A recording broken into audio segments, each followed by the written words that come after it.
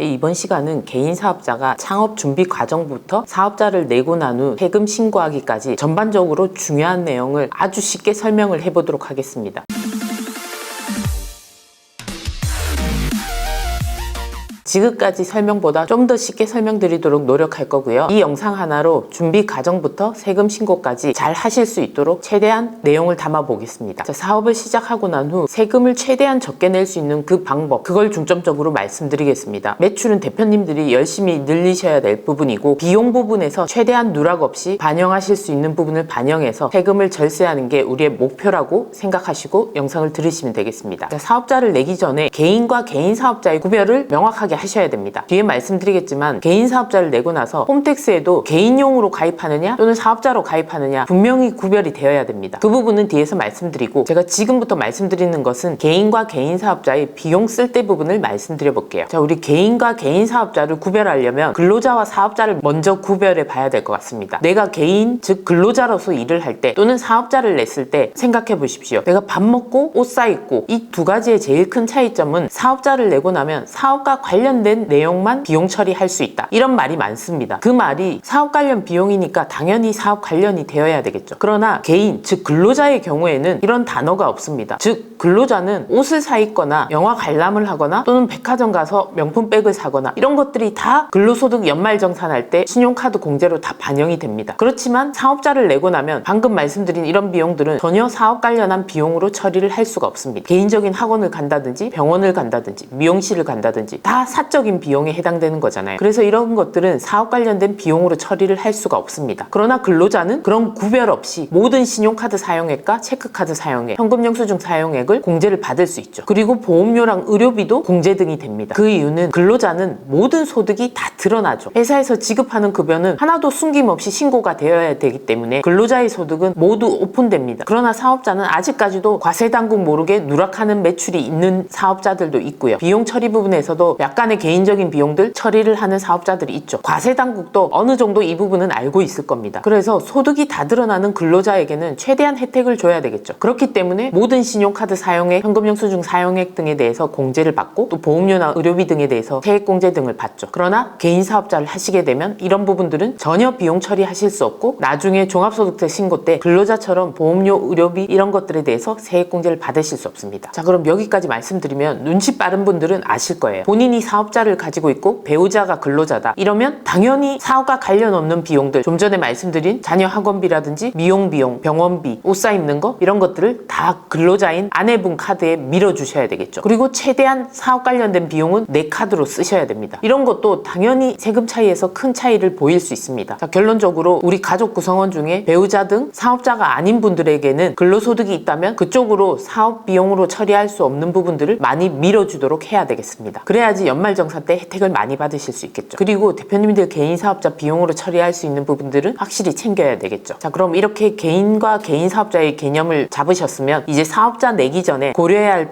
것들을 말씀드려 보겠습니다. 자, 첫 번째로 사업장을 어디다 낼지 고민을 하시겠죠. 꼭 사업장이 필요한 업종이 있겠지만 아닌 업종들도 요즘 많습니다. 전자상거래업이라든지 유튜버 등은 굳이 사업장을 내시지 않고 집으로 사업자를 낼 수 있습니다. 한 푼이라도 아끼셔야 되니까 사업장이 굳이 필요 없는 업종이라면 처음에는 집에서 시작하는 것도 비용을 줄이는 방법이겠죠. 뒤에 얼마든지 사업장 임차하셔서 주소지는 바꾸실 수 있습니다. 자, 이제 공부 조금이라도 하신 분은 사업장 하면은 떠오르는 게 있죠. 개인 사업자든 법인 사업자든 세금의 50%, 100% 이렇게 감면을 해주는, 즉 세금을 안 내게 해주는 제도가 있다는 거 잘 아실 겁니다. 창업세액 감면이죠. 사업자가 나이 요건, 지역 요건, 업종 요건, 그리고 창업의 요건을 충족하시면 최대 세금을 한 푼도 안 낼 수 있는 그런 엄청난 제도입니다. 자, 나이는 34세 이하이면 되죠. 남자의 경우에는 군대 갔다 온 기간을 빼주니까 그런 것도 고려하셔야 됩니다. 그리고 두 번째로 지역 요건, 이게 지금 말씀드린 사업장 요건이죠. 자, 세금을 50%, 100% 줄여준다는데 당연히 이 부분을 활용하시면 좋겠죠. 내가 사업장 구하는데 특별한 제약이 없다면 이 부분을 활용하셔서 50% 또는 100%의 감면을 받으셔야 됩니다. 기사를 보셔서 아시겠지만 50% 감면 지역 외에 100% 감면을 받기 위해서 용인, 송도 등의 사업자를 내는 분들이 급격하게 많아졌죠. 특히 월세를 많이 주고 사업장을 임차하는 것에 부담을 느끼신 분들이 공유 오피스 같은 곳에 많이 많이 사업자를 낸다고 들으셨을 겁니다. 그런데 공유 오피스 자체에 내는 것은 문제가 되지 않습니다. 공유 오피스에 사업자를 내고 실제로 거기서 일을 한다면 아무 문제가 없겠죠. 그러나 이번 11월에 국세청에서 조사를 벌이겠다고 나온 그 보도자료에 따르면 사업자는 감면 100% 되는 용인, 송도 등의 공유 오피스에 내놓고 실제 사업은 서울 등에서 하고 있다. 이거는 실질이 다르기 때문에 감면을 인정 못 해주겠다. 그래서 기존에 이런 식으로 세금 감면을 받아온 부분에 대해서 조사를 하겠다고 국세청 기사가 나온 적이 있습니다. 그래서 이제 사업자를 내시는 분들은 이런 부분도 고려하셔서 월세 비용을 줄이기 위해서 공유 오피스는 활용하시되 형식적으로만 사업장 주소로 두시고 감면을 받는 것은 위험하다는 것을 꼭 체크를 하셔야 되겠습니다. 자, 두 번째로 업종에 대해서 말씀드려 보겠습니다. 업종을 얘기할 때 창업 감면을 뗄래야 뗄 수 없기 때문에 이 창업의 개념과 함께 말씀드려 볼게요. 제가 가게를 내서 옷을 판매하는 사업자입니다. 사업을 하다가 보니 온라인으로 판매하는 것도 괜찮겠다. 더군다나 가게는 창업 감면 업종이 안 되지만 온라인으로, 즉 전자상거래업으로 소매업 판매를 하면 창업 감면이 된다더라. 이런 얘기를 듣고 전자상거래업을 추가해서 판매했습니다. 창업 감면 적용이 될까요? 안 됩니다. 창업의 개념을 생각해 보셔야 돼요. 창업은 처음부터 사업자를 낼 때 전자상거래업이 포함이 되어 있었어야지만 창업의 개념에 들어갑니다. 그러니 중간에 이렇게 업종을 추가해서 하시는 경우는 창업이 아니기 때문에 감면을 받으실 수 없다는 것을 꼭 기억하셔야 됩니다. 그러면 어떡하죠? 당황해 하시는 분들이 있죠. 이럴 때는 당황하시지 말고 사업자를 새로 내세요. 창업의 개념이 꼭 업종을 추가해야 되는 건 아니잖아요. 이렇게 처음부터 내가 앞으로 할 사업에 대해서 업종을 다 추가해 뒀다면 너무 좋겠지만 그러지 못한 분들은 창업 감면을 위해서는 사업자를 따로 내는 방법이 있다. 업종 추가가 아니다. 이걸 기억하십시오. 또한 업종을 추가할 때 내가 하는 사업의 성격이다. 너무 고심 안 하고 아무 코드나 찝어서 사업자를 내시지 말고 이왕이면 경비율이 높은 부분을 선택하시는 것도 좋은 방법입니다. 여기서 말하는 경비율은 우리가 복식부기 의무자로 장부 작성이 의무인 경우 외에 처음 사업자를 냈거나 또는 매출 요건이 해당돼서 국가에서 정해주는 경비율, 증빙 하나도 없어도 비용으로 인정되는 방법으로 소득세를 신고할 수 있는 사업자라면 이 경비율도 중요하기 때문에 그 부분도 사업자를 내시기 전에 체크를 하시는 게 좋습니다. 자, 이제 이런 부분들을 생각하셨으니까 개업 준비를 해서 사업자 등록증을 내볼까요? 자, 우리가 사업자 등록증 내는 방법은 세무서에 직접 가서 내실 수도 있지만 온라인으로 얼마든지 신청이 가능합니다. 그런데 온라인으로 신청하시려면 홈택스에 가입이 되어 있어야 되겠죠. 홈택스 가입도 지금 사업자를 내기 전이기 때문에 개인, 즉 내 주민번호로 회원 가입이 되어 있으셔야지만 사업자 등록증 내는 걸 신청하실 수 있습니다. 개인으로 홈택스 가입하는 것은 공동인증서나 카카오페이 같은 페이 종류로 얼마든지 간단한 인증을 통해서 회원 가입이 가능합니다. 근데 내가 사업자 등록증을 내기 전에 이미 사업장 인테리어 같은 것들을 했다. 그리고 사업장의 가구나 컴퓨터 이런 것을 미리 내 개인 카드로 구매했다. 이러면 어떡하나요? 이게 비용으로 처리가 되나요? 이런 질문을 많이 받습니다. 당연히 됩니다. 사업 관련된 비용이잖아요. 근데 기간에 주의를 하셔야 됩니다. 자, 내가 지금 사업 관련해서 준비를 다 하고 있는데 사업자 등록은 이제 11월 30일로 낸다고 가정을 해볼게요. 그러면 어디까지 비용 처리가 가능하냐? 11월에 사업자를 냈기 때문에 11월이 속하는 과세기간, 즉 7월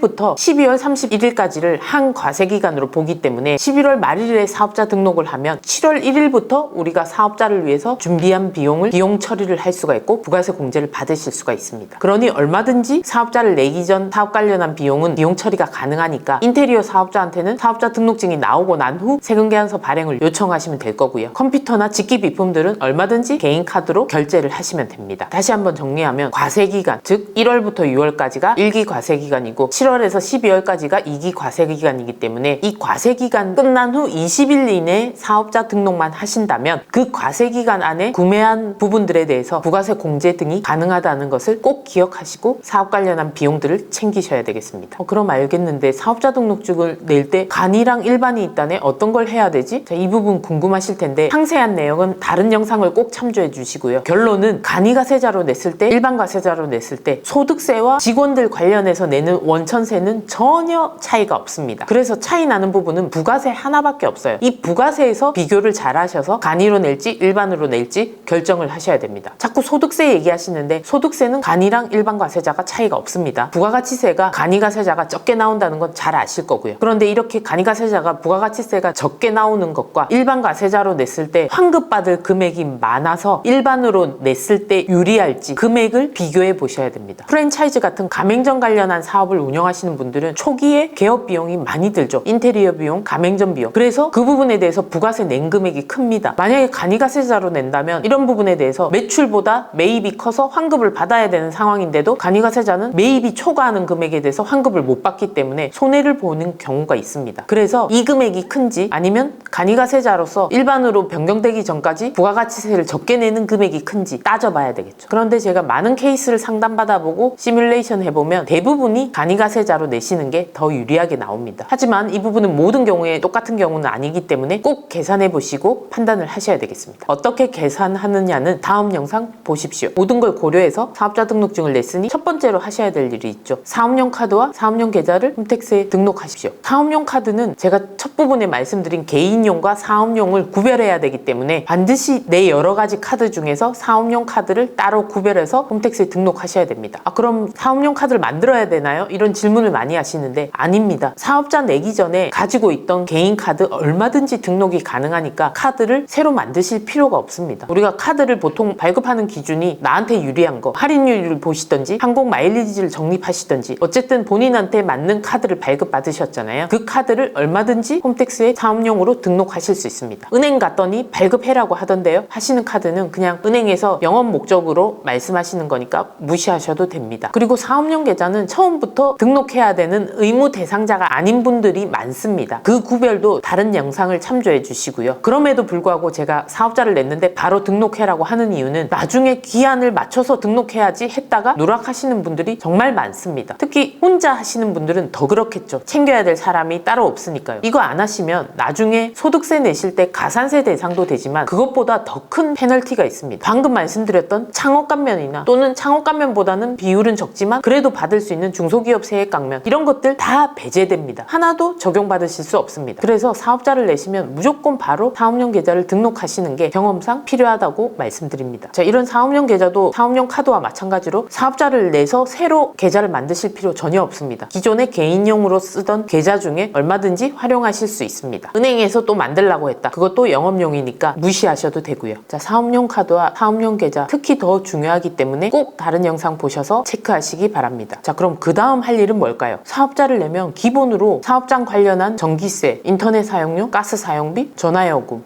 정수기 요금, 사무실 관리 비용, 그리고 본인 명의의 핸드폰 비용 모두 사업자로 변경하셔야 됩니다. 계좌이체 해놓고 사업자로 변경 안 하시면 부가세 공제 못 받으세요. 실제로 사업 관련 비용이니까 영수증으로 소득세 때 비용 처리는 하시겠지만 반드시 그 안에 있는 부가세 공제 받으시려면 사업자용으로 변경하셔야 됩니다. 또는 등록한 사업용 카드로 결제를 바꾸셔야 됩니다. 자, 이 부분 한번 말씀드려 볼게요. 부가세 공제는 뭐고 소득세 비용은 뭐냐, 이걸 너무 궁금해 하시는 분들이 많아서 숫자를 보면서 간단히 말씀드리겠습니다. 자, 화면 보시다시피 내 매출이 110원이었다. 그러면 그 안에 부가세가 10원이 있겠죠. 그리고 내 매입, 즉 내가 옷가게를 하고 있으면 팔 물건이 있어야 되겠죠. 그 매입이 55원에 주고 사왔다. 그러면 그 안에 부가세가 5원이 있겠죠. 그러면 우리가 개인 사업자로서 내야 될 세금은 두 가지 종류가 있다고 보셔야 됩니다. 부가가치세, 소득세 두 가지가 있죠. 자, 그러면 매출의 110원 안에 들어가 있는 10원의 매출 부가세, 그 다음에 매입에 10% 들어가 있는 매입 부가세 5원, 이 두 가지의 차이에 대해서 부가가치세를 내시면 됩니다. 내가 고객에게 110원에 팔 때 이때 고객한테 10원의 부가세를 포함해서 물건값을 책정합니다. 왜 그렇게 하냐면 고객이 내야 되는 부가가치세를 모든 고객이 세무서에 몰려가서 부가가치세를 낸다? 그럼 세무서 마비가 오겠죠. 그래서 사업자인 우리가 대신 걷어서 대납을 한다고 보시면 되겠습니다. 내가 물건을 팔 때 10원을 더 받아서 이 10원만큼을 다른 매출하고 다 합쳐서 부가세 신고 기간이 되면 한꺼번에 대납을 하는 거죠. 물론 매출의 10%만 내는 것이 아니고 내 매출을 일으키기 위해서 나도 지불하고 사온 금액들이 있으니까 그 부분에 부가세를 차감을 받습니다. 그게 물건값이 될 수도 있고 월세가 될 수도 있고 또는 직원들과 밥을 먹었을 때 밥 안에 들어가 있는 부가세가 될 수도 있고 내가 컴퓨터를 샀을 때 지불했던 부가세도 대상이 될 수 있습니다. 그래서 내 사업과 관련된 매입 부분에 대한 부가세 10%를 여기서 차감을 해줍니다. 예제에서 5원이 되겠죠. 그러면 10원에서 5원을 빼면 5원의 부가가치세 납부 세금이 나옵니다. 물론 복잡한 것들, 다른 것들 공제해야 될 것들 더 있는데 이번 시간에는 간단하게 설명드리고 다음 시간에 상세하게 말씀드릴게요. 자, 그러면 매출 110원 중에 부가세 10원을 뺀 100원은 뭐죠? 우리의 매출입니다. 거기에 물건값 55원 중에 부가세를 뺀 50원이 우리의 매입 금액이 되는 겁니다. 자, 이제 소득세를 계산해야 됩니다. 방금 말씀드린 매출액 110원에서 10원을 뺀 100원에서 내 물건값 55원 중에 부가세 5원을 뺀 50원을 차감하면 50원이 나오죠. 이것은 우리가 부가세 신고할 때 계산이 됩니다. 왜냐하면 부가가치세 납부 세금을 계산하기 위해서 저렇게 계산을 하죠. 그럼 소득세 때 저게 끝일까요? 아닙니다. 부가세랑 관련 없는 비용들이 또 있어요. 제일 대표적인 게 인건비죠. 대표님들이 인건비도 부가세가 있다고 생각하시는데 절대 아닙니다. 인건비는 부가세가 없어요. 인건비 금액을 그래서 50원에서 차감을 해주는 거예요. 20원. 그 외에 기타 비용도 있는데 그 부분을 일단 생략하고 인건비가 큰 비용이기 때문에 여기서 20원을 빼면 순이익, 즉 영업이익 30원이 나옵니다. 우리는 저 30원에 대해서 부양가족 등 공제 등을 받겠지만 어쨌든 그런 게 없다고 가정했을 때 세율을 곱해서 소득세를 내게 됩니다. 이렇게 부가가치세와 소득세는 별개가 아닙니다. 항상 비용을 쓰실 때 두 가지를 같이 놓고 생각을 하셔야 됩니다. 내가 물건을 사올 때, 밥을 먹을 때 그 안에 부가가치세가 있다. 그러니 부가가치세 공제를 받고 나머지는 소득세 때 비용 처리로 된다. 이렇게 보셔야 된다는 거죠. 자, 이제 제가 말씀드리는 부가가치세 공제가 된다, 소득세 때 비용 처리가 된다. 이 부분이 어느 정도 감이 잡히셨을 겁니다. 자, 그렇기 때문에 이렇게 사업장을 내고 나면 관리비나 월세, 인터넷 사용료, 핸드폰 비용 등등등 모두 사업자로 명의 변경하셔서 부가세 공제도 받으시고 비용 처리도 하셔야 됩니다. 왜요? 그냥 저는 전체 금액을 소득세 때 비용 처리할게요. 이렇게 말씀하시는 분들이 가끔 있어요. 아무래도 저가로 비용을 받는 세무대리가 해당되겠죠? 그런 경우에는 알고도 부가가치세 금액까지 전체를 그냥 소득세 때 비용 처리해버립니다. 즉 부가세 공제를 안 하는 거죠. 그 이유는 단 하나입니다. 부가세 신고 때 건별로 분류하는 게 쉽지가 않기 때문이죠. 자, 그러면 알고 했던 모르고 했던 부가세 공제 안 받고 그냥 아까 예를 들었던 55원 금액 전체를 소득세 때 비용 처리했을 때와 5원은 부가세 때 공제받고 50원은 소득세 때 비용 처리했을 때 어느 게 더 유리할까요? 당연히 부가세 공제받고 소득세 때 비용 처리하는 게 훨씬 유리합니다. 안 믿으실까봐 제가 표를 띄워드릴게요. 자, 이 표는 제가 법인사업자용으로 만들었는데 개인사업자도 똑같아요. 일단 법인사업자용으로 말씀드리면 자, 1100만 원의 매입이 있었다고 가정해 보겠습니다. 방법 1은 1000만 원은 비용 처리로 하고 100만 원은 부가세 공제를 받는 방법입니다. 그래서 부가세 때 100만 원을 그대로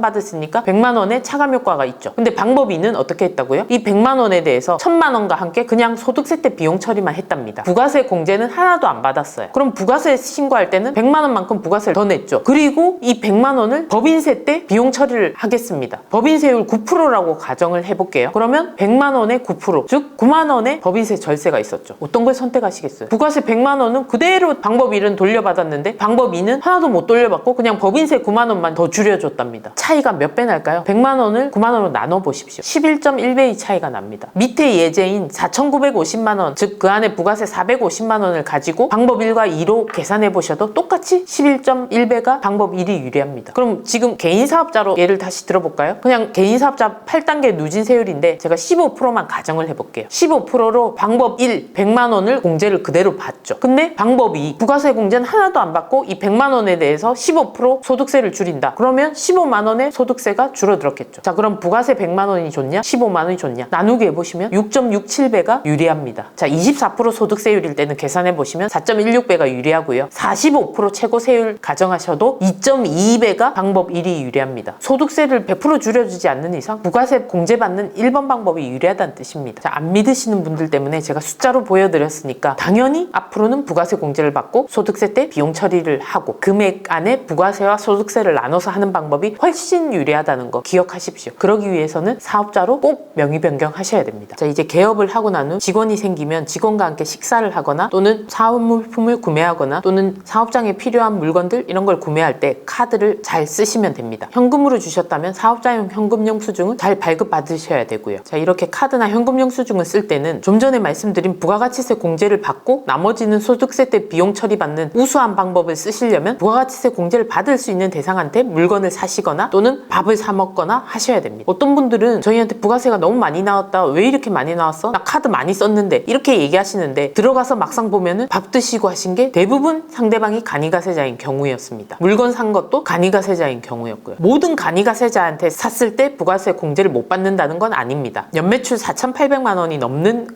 간이가세자는 세금계산서 발급 의무가 있는 간이가세자이기 때문에 그런 간이가세자한테 샀을 경우에는 부가세 공제를 받을 수 있습니다. 제가 지금 말씀드리는 부분은 매출이 4,800만 원이 안 되는 간이가세자의 경우를 말씀드리는 거예요. 이런 분들한테 사시면 부가세를 공제받을 수 없습니다. 아무래도 지역적으로 간이가세자가 많은 소도시나 이런 부분에 많이 해당이 되겠죠. 또는 온라인에서 소규모로 판매하는 곳에서 사는 경우에 해당이 될 수 있습니다. 자, 그리고 방금 직원이 있을 때를 제가 예를 들었는데 직원이 없을 때 그럼 밥값은 어떻게 할까요? 얘기를 하시는데 사실 직원이 없으면 밥 먹은 것을 대표님 혼자 드신 거기 때문에 복리후생비로 비용 처리할 수 없습니다. 거래처랑 같이 드신 것도 마찬가지죠. 거래처랑 드신 것은 복리후생비가 아니고 접대비이기 때문에 세법에서 접대비 자체는 부가세 공제를 받으실 수 없습니다. 그렇지만 전체 금액은 소득세 때 비용 처리되니까 걱정 안 하셔도 돼요. 거예요. 다만 10% 부가세 공제를 받고 나머지는 소득세 때 비용 처리하는 방법이 더 우수하기 때문에 그 방법을 쓸 수 있는 복리후생비는 당연히 그 방법으로 신고를 하시는 게 좋고요. 접대비 같이 아예 부가세 공제 자체를 받을 수 없는 항목은 어쩔 수 없는 거죠. 소득세 때 전부 비용 처리를 하시면 됩니다. 그리고 대표님 혼자 밥 되신 경우는 직원이 없어서 복리후생비로 비용 처리가 안 되는 게 원칙입니다. 그렇지만 소규모 사업장들의 경우에는 이런 부분도 어느 정도 부가세 공제와 비용 처리를 하고 있죠. 일정 금액을 넘어가면 소득세 신고 안내문에 복리후생비에 대한 경고 문구가 나오긴 하는데요. 어쨌든 원칙은 혼자 있을 때는 복리후생비로 부가세 공제가 안 된다 이렇게 생각하셔야 됩니다. 그렇지만 소득세를 절세하기 위해서는 반드시 카드로 쓰셔야 되겠죠. 그리고 물건을 사려고 할 때 가끔 상대방이 부가가치세 안 받을 테니까 세금계산서 안 줘도 되지, 또는 카드 결제하지 마, 현금 영수증 끊지 마, 이러는 상대방이 있습니다. 절대로 여기에 넘어가시면 안 돼요. 심지어 부가가치세 외에 금액도 좀 깎아줄게, 세금계산서나 카드 결제 등 하지 말자, 이렇게 말을 하는 상대방 사업자가 있습니다. 절대로 거기 넘어가시면 안 돼요. 특히 간이가세자들은 부가가치세 환급을 못 받으니까 이런 현혹에 잘 넘어갑니다. 근데 제가 말씀드렸죠. 간이가세자는 부가가치세만 차이가 있지 소득세는 전혀 일반 가세자랑 차이가 없이 똑같이 내셔야 됩니다. 즉 부가가치세는 어떻게 안 주고 안 돌려받고 똑같은 결과일지 몰라도 소득세 때는 비용 처리할 게 없다는 뜻입니다. 이렇게 되면 소득세 때 비용 처리할 부분이 없기 때문에 세금을 많이 내셔야 되는 결과가 됩니다. 부가가치세를 내야 될 때 다들 너무 아까워하시는데요. 아까워하실 필요가 전혀 없으세요. 특히 일반 사업자의 경우에는 내가 10% 낸 부분을 부가세 신고 때 매입으로 그대로 공제받기 때문에 절대로 손해보는 거 아닙니다. 그냥 냈다가 돌려받는다고 생각하시면 돼요. 이거 안 하시면 소득세 때 비용 처리하실 수가 없기 때문에 소득세를 많이 내셔야 된다는 거. 그러면 당연히 부가세를 내시고 세금계산서나 카드 같은 적격증빙을 받으셔야 되겠죠. 자, 이제 나온 적격증빙이 비용 처리할 때 얼마나 중요한지 말씀드려 보겠습니다. 사업자를 하면 제일 중요한 부분 비용을 챙기는 겁니다. 비용 쓰신 거 안 챙기면 세금이 많이 나온다는 건 너무나 잘 아시는 내용일 거예요. 근데 우리가 비용 처리할 때 아무 증빙이나 막 비용 처리를 할 수가 있나요? 만약 그렇게 된다면 난리가 나겠죠. 온갖 비용 다 넣어서 세금은 하나도 없고 기준이 없어지는 거죠. 자, 내가 비용 처리한다는 뜻은 상대방의 매출이란 뜻입니다. 내가 음식점에서 밥을 먹으면 내 매입 비용이겠지만 상대방은 그게 매출이 되겠죠. 내가 먹은 밥값 11,000원에 부가세가 1,000원이 있었잖아요. 그 부분을 내가 공제받으려면 상대방은 그 1,000원에 대해서 부가세를 납부했어야 되겠죠. 아니 세무서가 받지도 않은 거 저희한테 환급해주고 이러면 운영이 안 되겠죠. 받은 부분을 저희한테 돌려주겠죠. 그러려면 연결고리가 있어야 됩니다. 그게 뭘까요? 사업자 번호죠. 상대방 사업자 번호. 그래서 저희한테 부가세 너무 많이 나왔다 줄여달라 이렇게 말씀하셔도 이런 사업자 번호가 있는 적격증빙이 없으면 부가세는 줄여드릴 수가 없다는 얘기입니다. 즉 적격증빙은 이렇게 상대방의 사업자 번호가 있는 부분이 적격증빙이라고 보셔야 됩니다. 크로스 체크를 하고 상대방이 매출이면 내 매입이어서 내고 돌려받고 이런 기능을 한다는 거죠. 그럼 적격증빙의 종류는 뭐가 있을까요? 잘 아시다시피 세금계산서, 그리고 부가세가 없는 계산서, 그 다음 신용카드, 신용카드랑 똑같은 기능을 하는 체크카드 포함이고요. 그 다음에 현금영수증, 모든 현금영수증 아닙니다. 사업자용 또는 지출증빙용 현금영수증까지가 우리가 적격증빙이라고 하는 겁니다. 그 안에는 모두 사업자 번호가 들어있어요. 근데 여기서 또 하나 적격증빙 있죠. 우리가 인건비 신고할 때 나오는 게 바로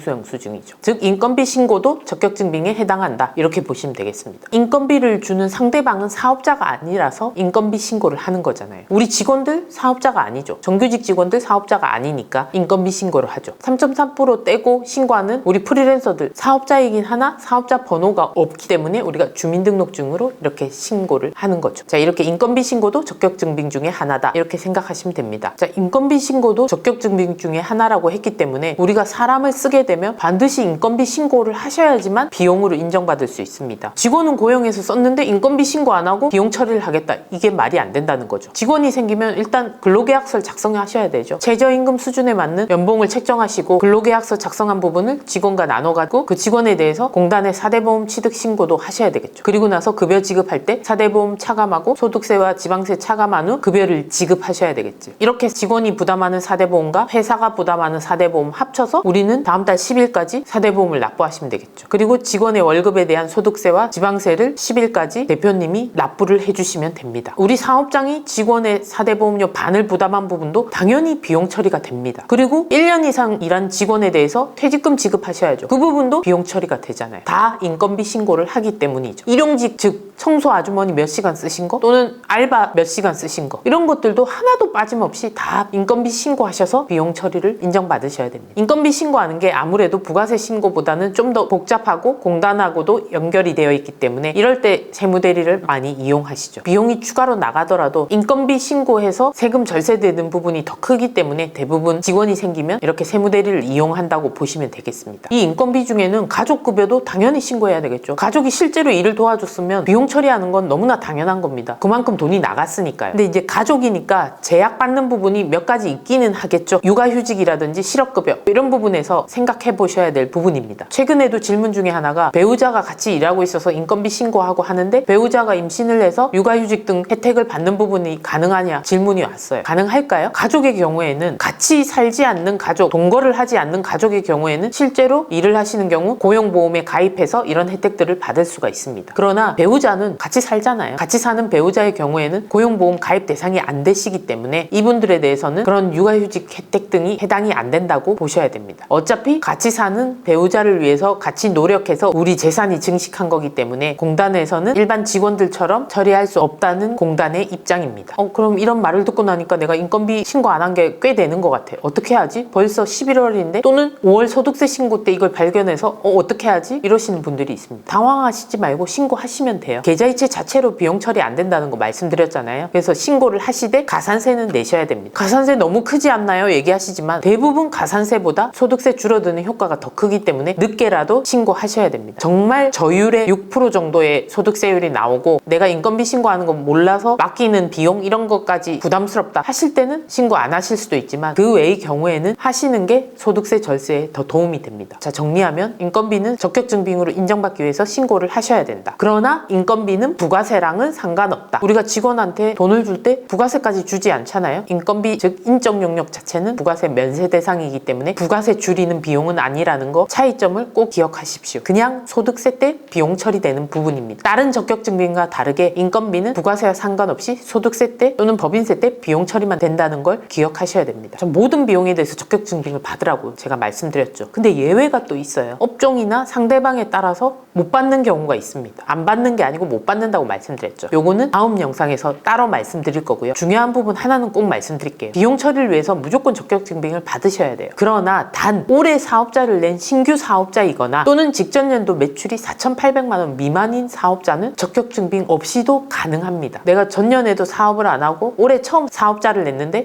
싸게 해준다고 해서 인테리어 비용에 대해서 적격증빙을 못 갖췄어. 어떻게 하지? 자, 계좌이체 한 내역으로 비용 처리하시면 됩니다. 인테리어 하실 때 계약서도 받으셨잖아요. 이렇게 2% 가산세 없이 즉 정당하게 비용으로 인정받으실 수 있습니다. 전년에 사업자 전혀 안 하셨던 신규 사업자이거나 전년 매출이 4,800만 원 미만이신 분들은 가산세 대상 없이 적격증빙 수치 예외 대상자가 되는 거죠. 자, 이런 분들은 그래서 특히나 인테리어 비용은 크게 나가는 부분이기 때문에 이 부분 잘 활용하시면 가산세 없이 비용 처리 잘 할 수 있습니다. 부가세는 안 내셨으니까 공제는 못 받겠죠. 자, 그리고 비용 처리 많이 해야 되는데 긴가민가한 비용들 있죠. 그 부분 한번 말씀드려 볼게요. 나는 사업자인데 상대방이 사업자가 아닌 사람한테 구매했는데 어떡하죠? 비용 처리 안 되겠죠? 이렇게 질문하시는데 됩니다. 사업과 관련된 비용이면 당연히 되죠. 예를 들어 사업자가 아닌 개인한테 차를 구매한다. 상대방이 사업자 번호가 아니니까 세형계약서를 끊어줄 수가 없죠. 카드 결제도 할 수 없잖아요. 그분이 사업자가 아니니 카드 단말기 이런 것도 없겠죠? 이럴 경우에는 적격증빙 받을 수가 없어요. 상대방이 개인이기 때문에. 이럴 때는 이체 내용과 계약서가 있으시면 됩니다. 또 사업자 중에 구제옷을 사서 판매하시는 분들도 있죠. 구제옷은 대부분 개인한테 많이 사세요. 사업자 아닌 분들한테. 이런 경우에는 실제로 사업용으로 쓴 거기 때문에 계좌 이체한 내역과 그분들의 인적 정보, 수령증 이런 걸 받아 놓으셔야 되겠죠. 그리고 그분들도 사업자가 아니기 때문에 부가세는 주신 적 없기 때문에 부가세 공제는 못 받지만 소득세 때 상품 원가의 비용 처리를 할 수가 있습니다. 그리고 대표적인 게 임차료죠. 집주인이 사업자를 안 낸 경우가 있어요. 아주 작은 장소여서 여러 가지 사유가 있겠죠. 그렇게 개인인 경우 또는 사업자를 냈는데 세금계약서를 발급 못하는 간이가세자 이런 경우에는 계좌이체와 계약서 등을 준비하시면 되겠습니다. 자, 그 다음 출장이 너무 많아요. 저도 많지만 직원들도 많아요. 이렇게 출장이 많은 업종의 경우 건건히 비용 처리하는 방법이 힘든 경우가 있습니다. 그래서 사내 규정에 여비교통비 규정을 두고 직급별로 정액을 지급하는 회사들이 있죠. 대기업같이 큰 기업들이 많이 활용하는 방법인데요. 이럴 경우에는 반드시 지출 결의 규정을 사내에 두시고 그 기준에 따라서 지급을 하셔야 됩니다. 그 기준 자체가 이상하면 안 되겠죠. 직급별로 차별을 두시고 금액도 사회통념상 타당한 금액 범위 내에서 현실적으로 두는 게 중요합니다. 그리고 그 규정에 따라서 지출 결의서를 작성하셔서 출장 일자와 출장 목적, 출장 담당자, 쓴 비용 내역들을 정리하셔서 결제를 받고 자료를 보관하셔야 되겠죠. 자, 그리고 해외 출장 시에 카드 결제 등이 안 되는 되는 나라가 있습니다. 이때는 당연히 해외 영수증으로 비용 처리하면 됩니다. 그리고 거래처에 준 경조사비, 결혼식, 부의, 돌잔치, 개업 축하금, 개업식 이런 경우에 모두 경조사비에 해당되니까 관련된 내용의 청첩장이나 부의문 또는 문자, 이메일 이런 것들 캡처해 두시면 되겠죠. 그러면 접대비로 비용 처리가 가능합니다. 건당 20만 원까지예요. 30만 원 주시면 30만 원 전체가 비용으로 인정받을 수 없습니다. 이 비용으로 인정받을 수 없다는 거는 우리가 재무제표 작성할 때는 얼마든지 비용 처리가 돼요. 뭐 50만 원을 주셔도 비용 처리가 되지만 세법에서는 20만 원까지만 보기 때문에 50만 원 전체를 세법, 즉 세금을 줄여주는 접대비로 보지 않겠다는 뜻이에요. 그러니 20만 원 기준은 좀 맞추셔야 되겠습니다. 그 다음 상품권이 비용 처리가 되는지 궁금하신 질문이 많습니다. 거래처에 접대용으로 상품권을 구매하면 접대비로 비용 처리가 되죠. 이때 상품권은 유가증권과 같기 때문에 세금계산서나 현금영수증 발행이 안 돼요. 카드 결제도 원래는 법인카드만 가능했어요. 근데 개인의 경우에는 사업자용으로 나온 카드의 경우에는 결제가 가능합니다. 일반 개인 카드는 안 되고요. 이렇게 거래처에 접대용으로 상품권을 줬다. 접대비 비용 처리가 되겠죠. 직원에게 줬다. 이건 근로소득으로 과세가 됩니다. 그럼 스타벅스 상품권 이런 거는 어떻게 될까요? 대표님이 요즘 스타벅스 같은 경우에는 정액 결제가 있죠. 자동으로 뭐 5만 원, 10만 원씩 충전을 시켜놨어요. 그럼 5만 원, 10만 원이 비용 처리가 될까요? 아닙니다. 내가 사용하기 위해서 충전해 놓은 5만 원, 10만 원이 비용 처리가 되는 게 아니고 이걸 사용하실 때, 즉 직원들과 커피를 사 먹을 때 이때 사 먹은 금액만큼 사업자용 현금영수증을 발행받으셔서 비용 처리가 되는 겁니다. 영수증 처리하시는 부분에 사업자용 지출증빙용 현금영수증 등록을 해놓으시고 자동으로 사용하실 때마다 현금영수증이 발행되는 거죠. 이 부분이 비용 처리되는 거지 5만 원 충전되는 부분이 비용 처리되는 거 아니라는 걸 기억하십시오. 5만 원을 거래처에 상품권으로 줄 때는 접대비로 비용 처리가 바로 되겠지만 우리가 사용하기 위해서 충전한 경우는 사용하실 때 비용 처리된다는 차이점이 있습니다. 자, 그리고 비용을 쓰다 보면 직원들이 밥 먹으러 나갔을 때 회사 카드를 안 들고 간 경우가 있죠. 이때는 현금으로 쓰고 사업자용 현금영수증 끊는 게 제일 좋은 방법입니다. 왜 그럴까요? 만약 본인들 카드로 썼다 이러면 똑같이 부가세 공제와 소득세 비용 처리됩니다. 대표님 입장에서. 그렇지만 직원들이 나중에 본인들 연봉에 대해서 연말정산할 때 이 카드 사용 내역을 발라내서 신용카드 소득공제 받을 때 빼는 절차를 거의 안 한다는 거죠. 그럼 이중공제 혜택이 들어가는 겁니다. 그래서 그런 잘못된 점도 있고요. 그것보다 더 중요한 점은 대표님이 홈택스에 등록한 사업용 카드가 아니기 때문에 이 금액들이 커질수록, 즉 이 금액들을 비용 처리할수록 적격증빙 비율이 낮아지는 겁니다. 내가 전체 소득세 신고할 때 비용으로 넣은 금액 중에 세금계산서, 계산서, 신용카드, 현금영수증, 사업자용, 그 다음 인건비 신고한 내역 등 적격증빙을 제외한 비용의 금액이 커진다는 얘기. 왜냐하면 직원 카드니까요. 이렇게 해서 소득세 안내문에 과소 적격증빙 비율이라고 경고문 비슷하게 붙어 나옵니다. 나중에 소명을 하셔야 될 수도 있어요. 애초에 이런 부분을 막는 것이 중요합니다. 이렇게 비용을 잘 쓰셔서 그 다음은 어떻게 하죠? 신고를 잘 하셔야죠. 자, 적격증빙 중에 인건비는 매달 또는 반기를 묶어서 다음 달 10일까지 인건비 신고를 하셔서 비용으로 인정받으시면 됩니다. 그리고 부가세 신고는 개인 사업자의 경우 6개월에 한 번 다음 달 25일까지 신고 납부를 합니다. 물론 6개월 기간 중에 3개월 기간에는 예정고지라고 해서 전 과세기간 6개월에 낸 금액의 2분의 1을 국가에서 고지해주는 금액으로 납부도 미리 해야 됩니다. 자, 이 부분은 부가세 편에서 자세히 말씀드리고요. 어쨌든 부가세 신고를 해야 되는데요. 매출에서 매입을 뺄 때 세금계산서는 반영하시는 방법을 잘 아실 겁니다. 그런데 신용카드와 현금영수증은 기타 공제로 사용 내역 중에 공제받을 수 있는 부분을 넣으셔서 매입 공제를 받으셔야 됩니다. 누가 자동으로 해주지 않습니다. 홈택스에 사업용 카드를 등록했다고 자동으로 공제된다고 생각하시는 분들이 있는데 절대 아닙니다. 카드 사용 내역을 모두 공제받으셔도 안 되고요. 왜냐면 사업용 쓰신 내역 중에 부가세 공제받을 수 있는 항목과 못 받는 항목을 구별하셔서 공제받을 수 있는 항목만 공제받으셔야 돼요. 이 부분도 다른 영상을 꼭 참조하시고요. 또 어떤 분들은 홈택스에 등록된 카드 사용 내역에 들어가 보면 공제 불공제 되어 있으니까 그 기준대로 공제를 받아야 된다 이렇게 생각하시는 분들이 있는데 절대로 안 돼요. 위에 내역을 잘 읽어보시면 임의로 분류한 것이기 때문에 각자 사업자가 알아서 공제받으라고 나와 있습니다. 자, 홈택스에 카드 등록했다는 자체로 부가세 공제가 자동으로 되는 거 아니라는 거 첫 번째. 거기서 나온 등록된 카드 정보가 모두 공제받아야 될 대상이 아니라는 거. 두 번째, 거기에 나와 있는 분류 자체가 공제 불공제가 제대로 되어 있다는 게 아니라는 거. 세 번째, 꼭 기억하시고 본인들이 신고서에 공제 불공제 항목을 나눠서 공제를 받으셔야 됩니다. 그리고 여기서 또 많이 하시는 질문들 중에 하나, 그럼 증빙을 신고서랑 같이 세무서에 제출해야 되나요? 이런 질문 많으신데요. 그 어떤 신고도 신고서에 증빙을 붙여서 제출하는 신고서는 아무것도 없습니다. 자, 증빙은 사업자가 알아서 보관하셔야 됩니다. 5년 동안 증빙은 보관 의무가 있죠. 왜냐하면 5년 전 거도 세무조사가 나올 수 있기 때문에 5년 동안 증빙은 보관하시는 게 의무입니다. 이것을 신고서에 함께 제출하는 게 절대로 아닙니다. 나중에 세무조사 나왔을 때 또는 세무조사는 아니더라도 세무서에서 소명 요청이 나왔을 때 그때 필요할 때 자료를 가지고 있던 걸 제출하는 것이지 신고할 때 모든 증빙 자료를 내야 되는 것은 아니라는 걸 기억해 두십시오. 자, 이렇게 간단하게 부가가치세 신고는 설명드렸고, 자, 이제 소득세 신고를 해야 되겠죠. 올해 분에 대해서 내년도 5월에 신고 납부하는 거고요. 만약에 성실신고 사업자다. 업종별로 매출 금액이 일정 금액을 넘어가면 성실신고 확인 대상자가 되는데 이런 경우에는 내년도 6월에 신고 납부하는 겁니다. 자, 이 소득세는 내가 사업자를 낸 이 사업소득에 대해서만 신고하는 게 절대 아니고요. 혹시라도 내가 사업자를 하면서 급여도 있었다. 다른 회사의 근로소득자였다. 이런 경우에는 합쳐서 종합소득세 신고를 하셔야 됩니다. 이 부분도 다른 영상을 꼭 참조하시고요. 그 외에 내가 어디서 강연을 해서 기타 소득을 받았다. 기타 소득도 일정 금액 넘어가면 합치셔야 되고요. 내 은행의 이자와 또는 배당소득, 합쳐서 금융소득이라고 하죠. 이 금융소득이 연에 2천만 원을 넘어가면 이것도 합쳐서 종합소득세 신고하셔야 됩니다. 그 외에 연금소득이라든지 또는 뭐 부동산 임대소득이 있으면 그것도 사업소득이죠. 그것도 합치셔야 되고요. 다른데 프리랜서로 3.3% 받은 소득이 있다. 이것도 사업소득이죠. 이것도 합치셔야 됩니다. 말 그대로 종합소득세 신고기 때문에 전체 합쳐서 신고를 해야 됩니다. 제가 초반에 보여드렸던 매출 110원과 비용 55원, 여기서 부가세 뺀 금액 100원과 50원의 이익에 부가세 관련 없는 인건비 20원 뺀 나머지 순이익에 대해서 소득세를 낸다는 거, 이 구조를 기억하십시오. 이때 신고하는 방법은 복식부기 의무자냐 또는 간편장부 대상자냐, 이렇게 장부 작성 의무가 나뉩니다. 업종별 금액 기준이 있으니까 이 부분도 영상 참조하시고요. 간단하게 말씀드리면 복식부기는 회계 처리 기준에 따라서 좀 복잡한 방법으로 손익계산서와 재무상태표를 작성해서 그 재무제표를 종합소득세 신고서와 함께 신고하는 방법입니다. 근데 간편장부는 가계부랑 비슷할 수 있는데 가계부는 돈 나간 거에 대해서 지출로 반영하죠. 그러나 우리 사업에서 비용은 증빙을 받은 부분, 이 부분에 대해서 비용으로 반영하시면 됩니다. 간편장부는 크게 항목별로 뭉뚱그려서 2장의 서식을 간편하게 작성하시면 됩니다. 여기서 중요한 부분은 돈 들어오고 나간 시점에 매출과 비용을 잡는 게 아니라는 겁니다. 우리가 상품을 인도하거나 용역을 제공을 끝냈을 때 그때가 매출 잡는 시점이죠. 그때 세금계산서를 발행하거나 상대방이 카드 결제를 하거나 현금 영수증을 받아가겠죠. 이때는 돈을 안 받아도 매출로 끊으셔야 됩니다. 근데 매입도 마찬가지죠. 내가 돈은 지금 당장 안 주더라도 용역 제공을 완료받은 시점이거나 아니면 상대방 물건이 나한테 들어왔을 때 이때 세금계산서를 받으셔야 돼요. 근데 일부의 사업자 대표님들은 현금이 들어왔을 때 또는 현금을 지급했을 때 증빙을 챙겨야 된다고 착각하시는 분들이 있어요. 절대 안 됩니다. 이 현금이 들어오고 나갔을 때 증빙을 끊어주자, 이게 아니에요. 세법은 돈 들어오고 나간 거랑 상관없다는 거, 매출 매입 잡는 시점이 있다는 것을 기억하십시오. 자, 그리고 이렇게 복식부기나 간편장부로 신고할 수도 있지만 매출 요건에 해당하는 경우에는 국가에서 정해준 경비율로 간편하게 신고하는 방법도 있습니다. 추계 신고 방법이라고 하죠. 단순 경비율은 비용으로 인정해주는 비율이 아주 높고요. 기준 경비율은 좀 낮습니다. 대신에 임차료나 인건비, 매입 비용을 따로 비용 처리로 인정해주죠. 어쨌든 이 경비율로 하셨을 때는 적격 증빙은 또 비용 처리 안 해준다는 거, 그걸 기억하셔야 돼요. 단순 경비율로 국가에서 인정해주는 비율이 60%였다. 매출의 60%를 무조건 비용으로 인정받으면 끝입니다. 이렇게 인정받는 분이 저 월세 있으니까 또 비용 처리해주세요. 이게 안 된다는 거죠. 기준 경비율은 조금 단순 경비율이랑 차이가 나는데 단순 경비율보다 낮아요. 10%인 경우도 있고 20%, 30%인 경우도 있죠. 아주 낮은데 이 10% 경비율 외에 임차료나 인건비, 상품 매입 비용, 이거를 적격 증빙을 받으셨으면 비용으로 따로 인정받으실 수가 있습니다. 그 외에는 기준 경비율 대상자도 따로 비용 처리 인정 못 받습니다. 단순 경비율, 기준 경비율, 이 추계 신고 방법은 장부 작성과는 또 다르기 때문에 비용을 챙겨야 되는 부분이 다릅니다. 이런 추계 신고 방법은 사업자 초기에만 해당되실 수 있고 어떤 분들은 매출이 높으면 사업자 초기에도 해당이 안 되기 때문에 이 부분에 대한 계산도 처음에 잘 해보고 증빙을 잘 해보셔야 되겠습니다. 자, 여기까지 개인 사업자가 사업자를 내기 전 구상 단계부터 주의하셔야 될 부분과 사업자를 내고 나서 어떻게 하면 세금을 줄이기 위해서 비용을 챙기는가 하는 부분에 대해서 말씀드려봤습니다. 자, 이 영상 하나로 모든 개인 사업자의 고민이 해결되셨으면 합니다.